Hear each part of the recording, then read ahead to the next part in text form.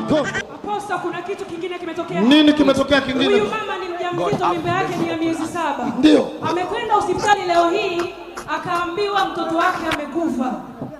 Walimwambia amekufa? Ndio. Na madaktari ndio mtu wamempima. Ndio, na ndugu zake sasa hivi wako hospitali. Yeye ametoroka akamwambia anaenda uani, akaja hapa madhabahuni.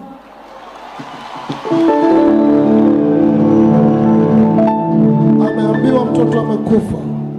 Akawatoroka ndugu zake. Amewatoroka ndugu zake, anasema hata hawajui alipo, anapiga simu hapokei. Dada, umewatoroka? Kitu gani kinakufanya watoroke hivi hapa? Kwa sababu nimeambiwa kwa nitolee mtoto wangu kashafariki. Waitaka mtoe. Sasa nini kimetokea sasa hivi? Nasema mimi siwezi ngakubali mpaka niende kawe ndo nikatoroka. Mtume mara tu baada ya maombi, mtoto anacheza kwa kasi. Hata nikishika hapa sasa. Hata ukishika. Ndiye anacheza mtume. Pigia Yesu makofi. Na ukimshika, mshika vizuri mtoto wako.